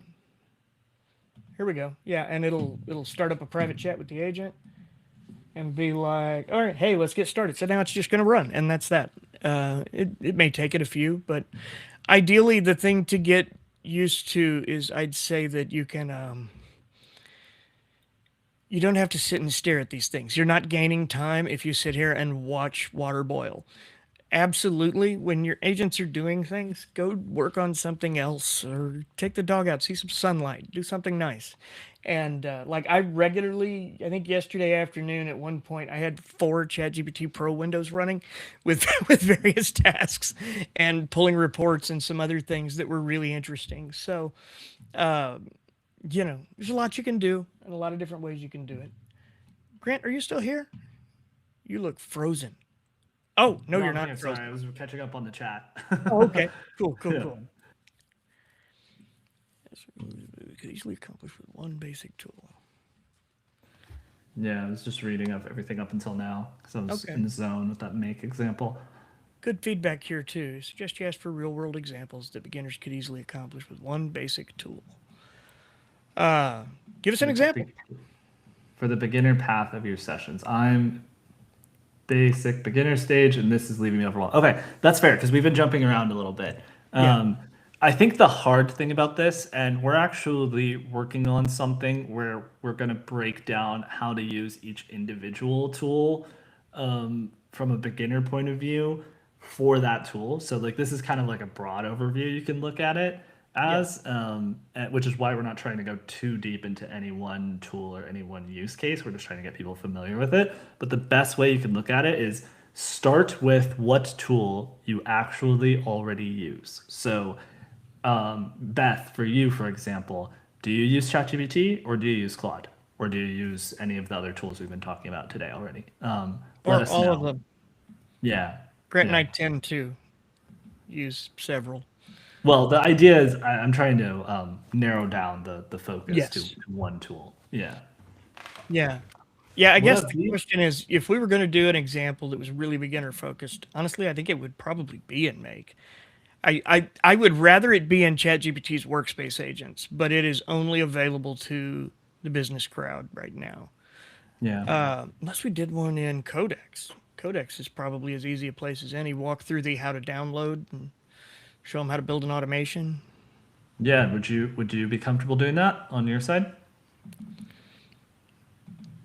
I suppose If I not, I could. can. I need what I need to know. What I need to make sure of is that it's updated. Yeah. Let me run my Okay. update real Why quick. don't you go check that? In the meantime, so Beth said, I'm already using. So first, Beth said, pick the free level of a tool. So here's Ooh, good question. the tricky part about agents, right? There is really no free agent unless you're going local. So you can use what's called a local AI model for free on your computer with something like a tool called LM Studio, which I'm going to share in the chat. Another one, I believe Lumo lets you use local AI tools for free. You might have to pay for an account for certain access, but I'm going to share both of these in the chat. One sec. So Lumo Free-ish. is from Yeah. Proton. It's privacy focused. Okay, free-ish. The closest free-ish you're gonna get is probably you're using Claude Code and have a working app. But I was once a beginner and overwhelmed. That's fair. That's fair. Um, the closest to free you're gonna get is Codex. So I think it would be helpful to Yeah. show this in Codex. It's Yeah, I'm working $20, so with it's it. not free, but it's the most bang for your buck, so to speak. Supposedly, it's the best deal in AI. It's what I've heard for ages. Is that the $20 ChatGPT plan will get you more mileage than just about any other one. Yeah, I mean, if you're willing to go up to the $100 tier for Claude, that's probably or Codex, you get more for that. Yeah, But for just what you get for $20 a month on Codex is pretty good. Yeah. it is. It is. Let me. La la la la. Okay. Yeah, there was also a question in the chat about Hermes, which is really exciting, and I was actually playing around with Hermes recently, so I could talk to that. But someone mentioned Mercury. So I sure did. Mercury is a model that without getting too in the weeds, because this is for beginners, that's very cheap because it uses a different process than the regular chat models do. And So has like no latency. yeah, it's very cheap and very fast. So Mercury is a good model to use with a more open tool. Like for instance, if you're on, is Mercury on Open Router, Corey? Mercury's on OpenRouter. I want to say Mercury's I'll double check it's that. native in OpenClaw. It's in. You can use Yes, it it's just on about Open anywhere Router. now. Yeah, I use it. It runs most of my OpenClaw. Honestly, yeah. Let me it. show you What I this. would say is they compared it to like a Sonnet. I want to say a Sonnet 4.5 or something or 4. God, I can't remember the 4 dot what, but to that and I think ChatGPT Mini. It's kind of a mid-size model, upper mid-size, but it's good. It's fast. 90% of what I needed is plenty model for. There are definitely things that I'll save like a 5.5 Pro or something for, but the idea is that they're very expensive and I want to use it as little as possible, but make sure that where I am using it really counts. Yeah. So Mercury, for example, as you can see here on Open Router, um, it's very cheap. It's 25 cents per 1 million tokens. So that's roughly 750,000 words, maybe a little bit less, a little bit more. But then 75 per 1 million output. So input and output, you can think of input is what you put into the model, output is what the model spits out back to you. Context is how much it can look at and think about at one time. So this is like 128K tokens, so that's maybe like 100K words, right? You can think I of it feel that like we way. might have gone down another more complex rabbit hole. Okay, well, when you're ready with Codex, let me know, and I we'll was just in thinking we'll about it. pull up. I was Yeah. like, it is, and then I was. We could do a thing on that once. I hope there's interesting news out of them next week. We'll But see. for example, you could see here, like you could compare Mercury to GPT-5. This is on OpenRouter.com. You can see, how much context you get, how much it costs, right? So if you were going to run it in an agent, in an open agent, let's say, you would probably want something more like Mercury than this. Yeah, it's the difference in. I have, thanks to caching, my OpenClaw costs me less than $40 a month. That's good. Using ChatGPT, it was in the couple hundred or so range. I do not know how people are doing it with Claude API tokens Oh, and they still spend paying your thousands of free dollars a month. Yeah. thousands of dollars a month. Yeah. Yeah. So So that would not fit the them. economics of this is really important if you are like us and don't just roll in money. Yeah. Now I would I, say, well, while you're getting, or if you're ready to go on Codex, let me know. But I'll just share one more thing. I do. I had a fun question back a minute. I'd love to just address for a second. Go for it. Yeah. Do you find your intellect and cognitive skills being enhanced since working with AI tools, or are you finding you're building using new intelligences? It's funny to me that this framing doesn't include the opposite. Like if you feel you're getting dumber using AI. And I, you see the headlines about people becoming dumber, but like I knew zero about software engineering. I was not, I've been learning all kinds of things. And I would say that if you're using AI as a tool to broaden your horizons, there's not a limit to how broad you can go. But if you use it lazily, you will probably experience the opposite. I Yeah. think it magnifies both of those. It can magnify the desire to learn into much greater knowledge, but it can also squash the desire to do nothing into doing way less. Yeah, I So think it's I true. think it depends Yeah. on who you are. Yeah, Ed Zitrone, famous AI hater, had like a good line about this the other day, but I'll spare you. Corey does not like him. He's All okay, right, just not for me. so look at it like collaborating with a smart friend. We both gain from the interaction. I think that's right. I Yes. think you have to think of it as don't outsource your thinking entirely to the agent. Use the agent to as a thinking partner to enhance your thinking, like someone Yes. said. 100%. Like say like here's what I'm thinking, react to this, and then get its reaction, process what it says, and then go back. Yeah. Exactly. It's a back and forth. Have a conversation like you would if it was someone else. I realize Yeah. that may seem a little weird, but the truth is, I get a lot out of it that way from an intellectual standpoint, especially. Yeah. So here is Codex. When you come in, there's a couple settings it's going to make you do that are going to seem a little creepy at first. Like it's going to ask you about, like a source folder, what you want. Just tell it to create you a folder called whatever you want. In this one, because this is my work computer, my personal computer, I have just taken the all the guardrails off and told it just go do things. But on this one, I am much more cautious. So it's got a folder that it can access. And in there is where you do everything. And that's where just your normal chats are. You go in here and it'll go back to one you did before. It's going to take a minute to load because the computer I'm on right now is aside from running a live stream doing an awful lot of other things. All good. All good. But here's the tool you're looking for. When we're talking about agents and what you could do with your $20 ChatGPT subscription right now, this is where it's at. You have automations right here already inside Codex that you can use. It's loading up. So it's got a couple of examples here. You can go up here into view templates, but the truth is, most of these are a little more developer focused and may not be. Thank you. I'm asking about cognitive skills because I'm 77 beginner that really likes using it. I like that framing as a thought partner. Yeah, heck yeah, that is killer. So what I would say here is like most of these aren't going to be that useful if you're not a developer these that they have. But it has right here the ability to create via chat. So you can say I want to set up an automation. I want Codex to search the web once per day, find 3 relevant AI news articles. Hang on, we're going to word that differently. News articles about the AI industry. Write a brief analysis and send them to me in an email at cnos1980 at gmail.com.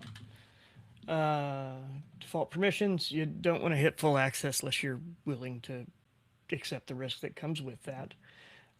You choose your Oh wait, model. could you explain that in the context of what we talked about earlier? So guardrails. Yes. Guardrails. Good call. Good call. And this is really important. Full access here in Codex means it can use your whole computer. It can create things. It can delete things. It can go into any folder you let it. There's a ton of things it can do.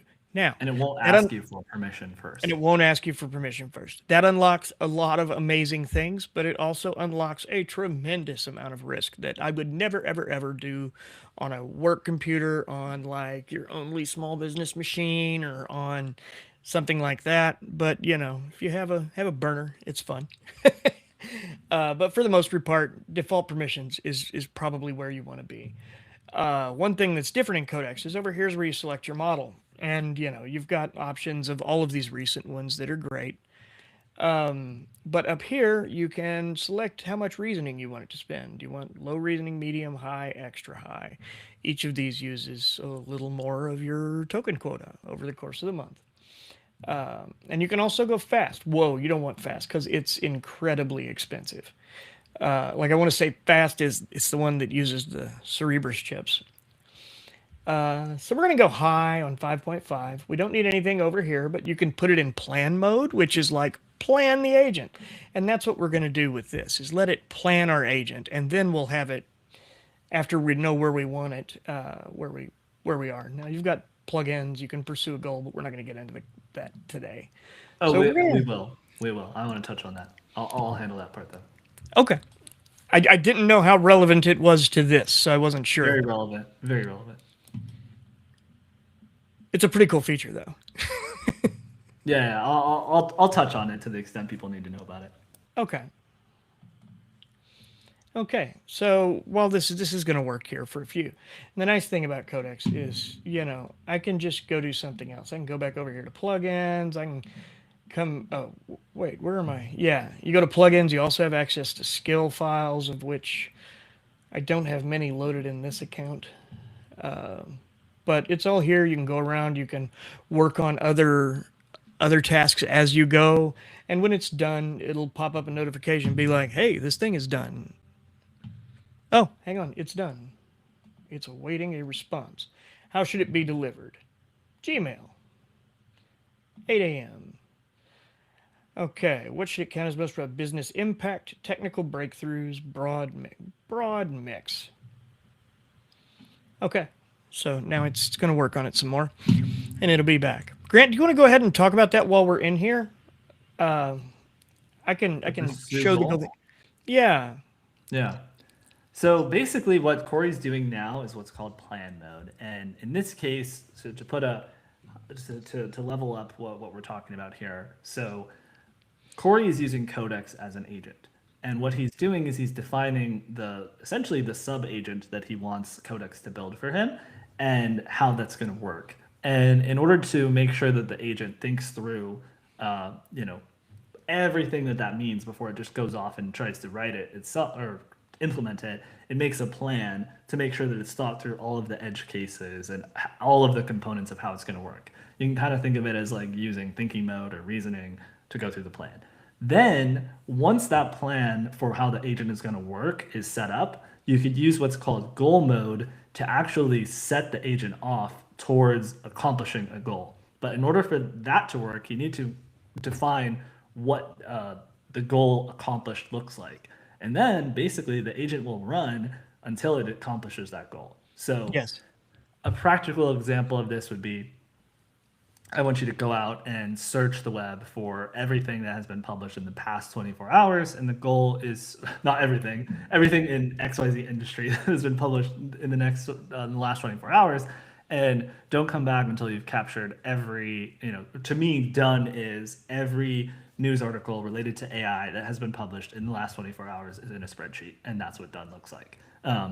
You can Yeah. go much more in depth than that, but that would be essentially the goal, and then it will just run until it accomplishes that or it believes it's Yeah. accomplished that, for example.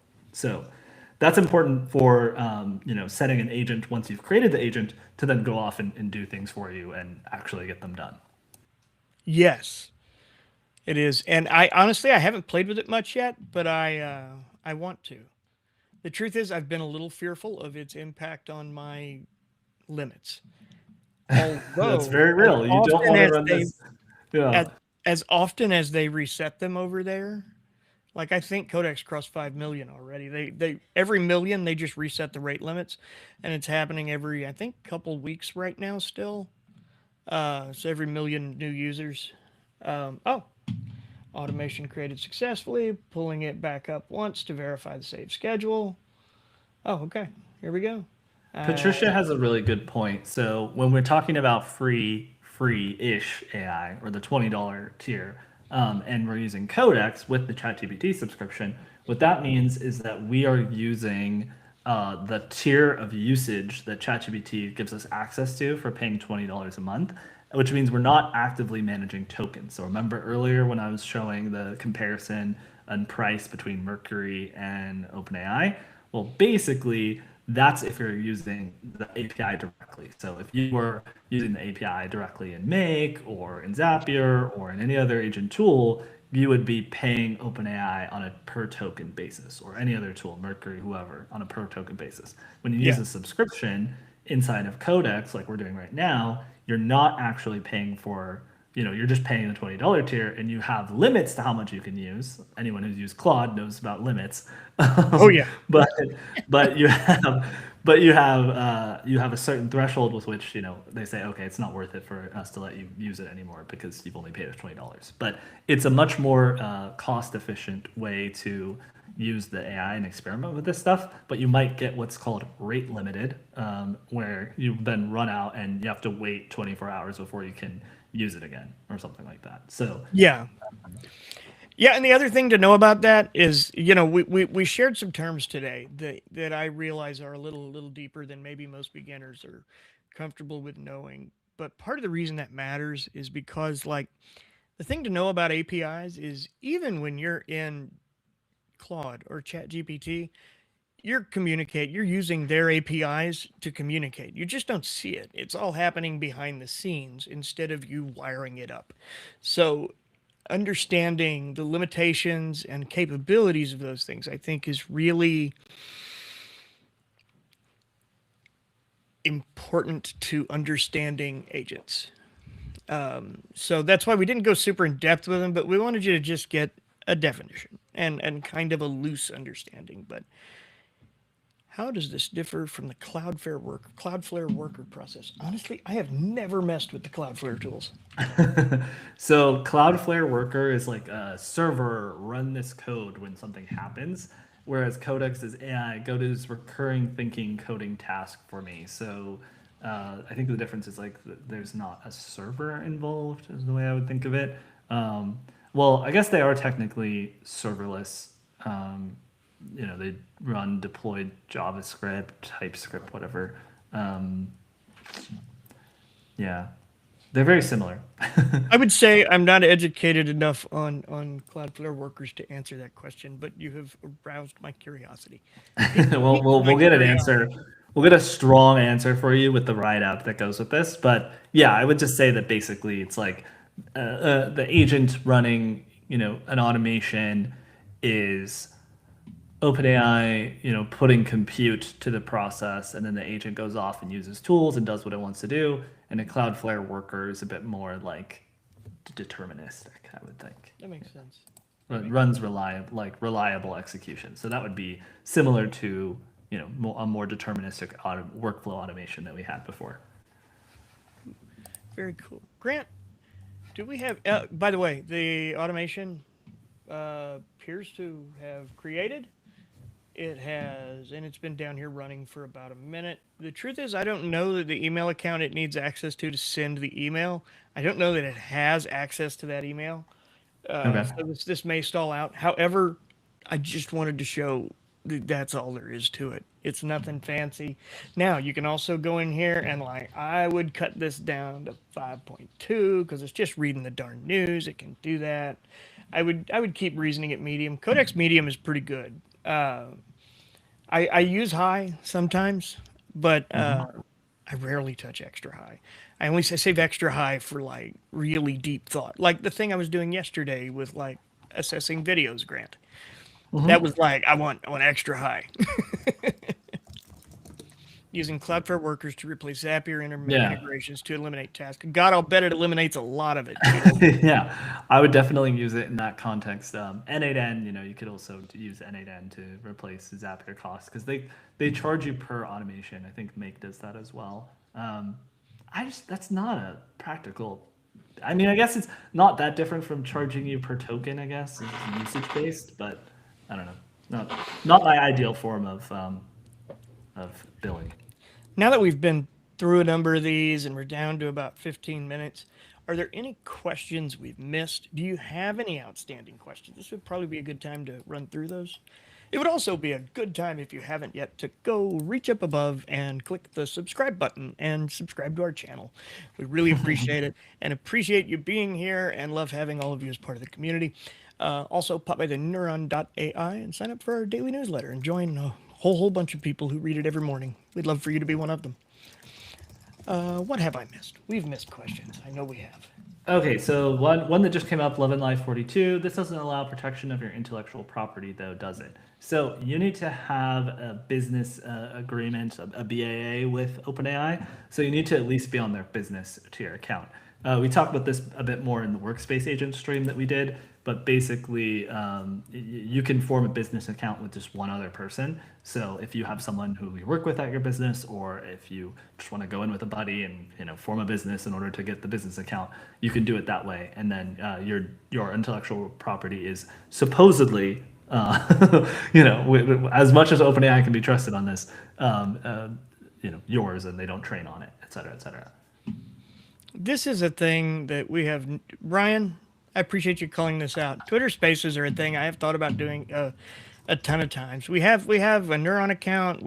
I have my own account. Grant has his own account as well. And I have thought before about going on, but the truth is my following on Twitter is quite small. So I've never felt like there would be anyone that would care. If that is a thing people would care about, we would absolutely love to do that. Make sure you can hit us up at I'm at Corey Knowles, CoreYNOLES. Grant, Yeah, then you you're should be good. You should be good, Love and Life. Just responding to his comment, he said, "Got the business," or they said, "Got the business. Don't have a buddy." Okay. Someone asked about Hermes. I would like to talk a little bit, but this is going to be a bit more in the weeds. So I'll just do a very broad overview about managed agents and Hermes. But let's answer any other questions people have in case that's too yeah. complicated and people want to jump off. Yeah, I'm Yeah. scrolling back to see just if there's anything close we missed. Yeah, Twitter Yeah. Oh, Space would be yes. fun. Chris Russo has a good comment for you. Love and Life. Turn off the improved model for everyone, which is allow your content to be used to train your models. Yeah, turn that off. We show how to do that in our um, AI for Total Beginners stream. So if you have not watched that, why don't I link that in the chat? Because I think that would be helpful. You could always just show how to do it even too. You know what? I can just do that. 77-year-old has already subscribed. In fact, introduced my millennial son. I'm a long-time nerd. Awesome. I'm going to spend more time on this to become good. I am so glad to hear that. That is absolutely awesome. We're not kids either, but we're not 77, but we're not kids. And it's been a fun journey that I never knew I would take in life. So it's been exciting. It's where is it? Oh, data controls. You know what? It's right here. See this? Improve the model for everyone under data controls. So you click personalization. Oh. Or sorry, you click your little profile in the bottom left corner. You go to personalization, data controls, and improve the model for everyone. You make sure that this is turned off. But if you have a ChatGPT business, it automatically disables training. Yeah, So yeah. With the you should be business good. account, it's automatically shut off because they won't train Yeah. your data. The truth is, on my personal one, I think I've got it on still. I don't really care. I feel Wow. like I'm doing my part. Maybe I So don't know. you are the reason that ChatGPT 5.5 really loved goblins. I am the reason it's great. Oh I my like to gosh, think that it was following the things I do. that's hilarious. For folks who haven't watched it yet, AI for Total Beginner stream, check that out. We're at 15,000 views and counting. It Grant, somebody was asked our thoughts on Manus, and I was curious. I think you have used it more than I have. Am I right, or am I crazy? So we just talked to Jen Spark, who is sort of like a Manus competitor, and Yeah, yeah. you could use either of those interchangeably. They're probably easier to use agents than a lot of tools right now. Why don't I go ahead and show you Bring one up. Manus? Manus. I like that you two always scroll past the sponsored one and Yeah, click, don't click that. even if it's the same. Like I'm not gonna make them charge money for a search I was already doing. So Manus, for example, this is obviously most AI applications start with this chat window right now. You can do all sorts of things here. You can do schedule tasks, you can develop apps, you can create spreadsheets, visualization. My only reason I don't recommend these as much as we could is because you're basically paying on top of Claude or OpenAI, so you might as well just go to Claude or OpenAI. I feel the same way about Copilot, to be honest. Like I just think like if you're already paying for these models, so like just use the Codex or Claude Code, and yes, it can do all of those things, and if it's useful for you, to not have to think very hard about it and just like come in here and say like, yeah, create me some slides for, whatever, photorealistic, you have to sign in. The But thing I do if like if about it's Copilot is that you get all of those for the one subscription. yeah, which It's is not a nice. separate subscription. Yeah, yeah, that's true. That's true. It's more cost efficient if you're looking at it that way. My point with this is like it can these are very powerful tools and they can do a lot of this stuff, but it's the same stuff that Claude Code or ChatGPT Codex can do because they're built on top of it. So it's up to you. Exactly. If you want something that's maybe a little bit more intuitive and easier to use than Make or Zapier, you could go with Manus or the one that we interviewed their COO recently, and it's a very cool tool. GenSpark is an alternative. You can do that. You GenSpark, absolutely it's can. very similar here. It shows you all the things you can do. Got the Office suite. You can create AI slides, sheets, docs, design, code. It's a pretty Pretty cool much, setup too. you can even create your own OpenClaw agent, which it's maybe one of the easier ways to do that. To be honest, It is. It yeah. is. Speaking of, we were asked at some point. I don't know if the person is still here or not. Um, oh, hang on. We do have a question here we ought to address first. I've informed I've informed AI to not use any personal information of anyone when I used AI. Is it still true since we are allowing agents to access our data? I would say if by informed you mean you clicked the box and said no, it's probably good. But I would say that if you mean you like told it to in a chat, it is probably not. Yeah, here's Um, the thing. Like I've heard a number of people who said that that's how they did it. yeah, I would not trust the AI to do things just from asking it. I would not trust the AI to manipulate its own user interface, if that makes sense. Yeah, I think you have to physically go in and do that. Now, it can add memories, it can do things like that, but just because you add a memory, like, don't remember this, yeah, it's not necessarily going to work. You need the hardcore, like, yes, I'm 100% confirmed that you are not training on my data. yeah, Yeah, Patricia Wilson said GenSpark is incredible. I love GenSpark. A lot of people like them. I just go straight to the source with Claude Code and Codex, but those are great tools as well. Very, very like they're basically building a harness, which we talked about this very, very briefly at the beginning. They're building a harness around the AI models, and it's an alternative harness to like Codex or Claude Cowork that helps it make control the agent for you. And GenSpark, I know for a fact because we just talked to their COO, uses multiple models under the hood, right? So you're yeah, not just using Claude Code, sort of like the Copilot version where you're using as many models as they have access to, yeah. local models, et cetera, et cetera. So um, By the way, one day next week, I'm going to be at Microsoft Build in San Francisco from Monday to Wednesday, and one day next week, someone from I think the VS Code team, is going to do a live with me. It looks like from there, kind of going through and showing how to start vibe coding using if you want to use tools like VS Code and Node.js. I know those are maybe sound a little more complex, but it's a very doable approach, and it's honestly it's the way that I would say normal engineers coded for many years, but this is doing it with AI, which makes it very simple and easy. And he's going to come on and answer a lot of questions, help us through anything we don't understand. Some other awesome. stuff, but I don't know who or what else is going on yet. But I will be there. If any of you are in San Francisco, want to grab a cup of coffee, by the way, hit me up. I'm reading, I'm reading Ryan Patrick's comments. At the end of 2024, I had my Amazon SES key stolen from me like a week after giving it to a model in Cursor. Woke up 100K emails sent from my domain. Yeah, good rule of thumb: don't paste your API keys directly in the chat. Ask the AI to direct you to the file or the credential manager where you're going to place them and place them there. Yeah.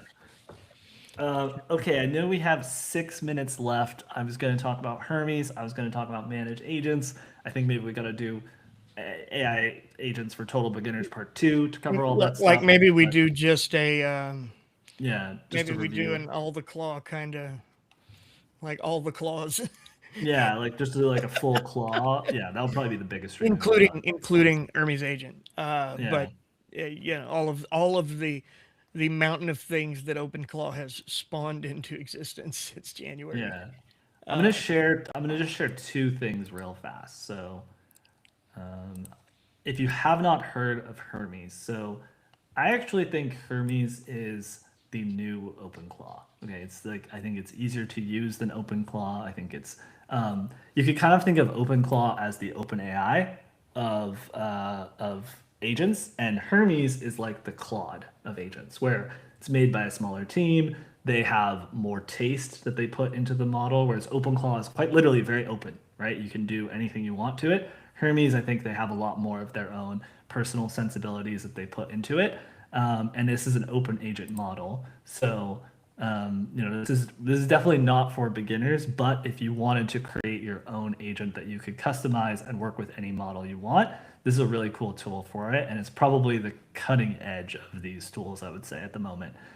Why is it at the cutting edge? Because basically you can, I don't know if this is going to work. Let me see if I can.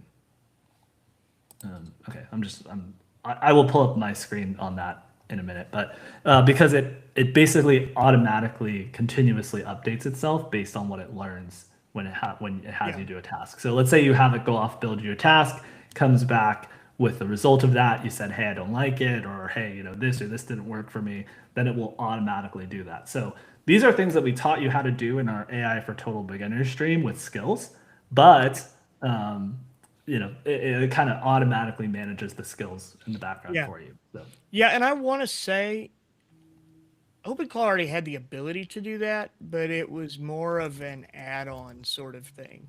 My understanding is Hermes made it simpler. yes, they made it simpler. It's a little bit more abstracted away, and I think because it's not. I don't think anyone can push updates to it. I'm not sure. I think they're a little more strict. It just doesn't have as much bloat as OpenClaw has now, and OpenClaw seemingly breaks every time there's an update. So they're working on it. Like I don't rule out OpenClaw, but yeah, I would say Hermes is sort of like the Claude to OpenClaw's OpenAI at the moment. Yeah. Um, all right. What did I? Okay. The second thing I wanted to show real quick before we go. So let's say you. It's amazing. Um, so let's say you wanted to not just have an agent that you run for yourself, but you actually wanted to have an agent that you run for customers, right? So I would say manage agents is one of the most advanced ways to do that. It's also Do you one know of the you're more still showing us expensive. Hermes? Yes, I'm about to switch. Oh, okay. Yeah. Manage agents are one of the more advanced ways to do that. And basically, the way that this works is let me mute this. The idea being you could produce agents and sell other people access to them. Yes, exactly. And I think that's when you would want to use this most importantly. This is kind of messy, so that they're showing this is like the dashboard for manage agents.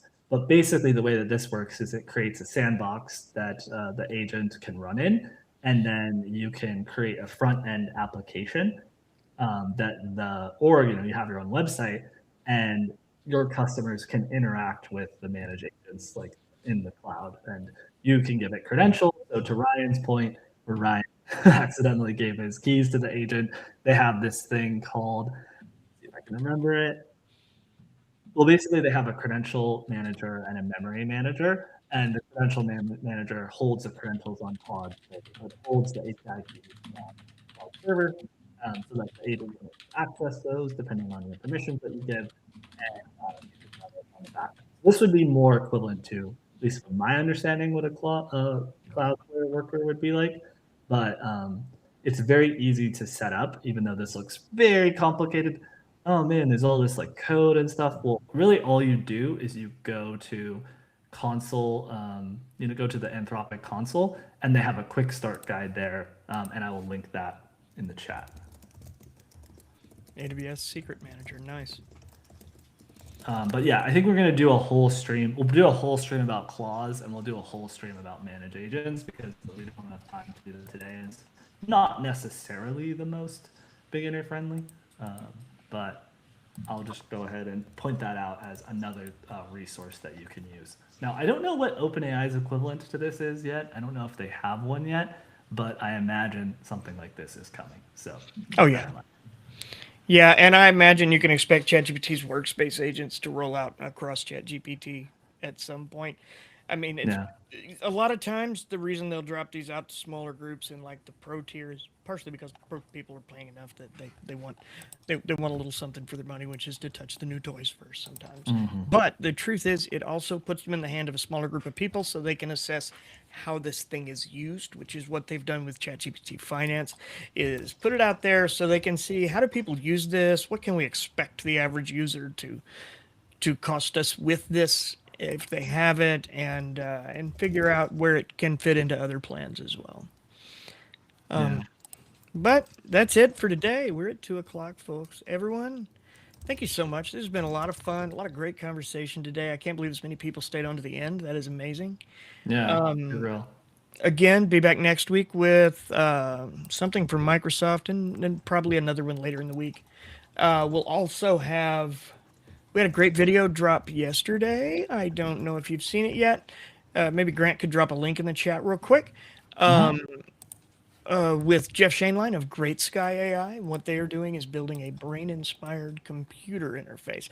So instead of just a neural network AI, they're building a computer inspired by the brain, and it's really, really interesting and worth the look. So we hope you watch that.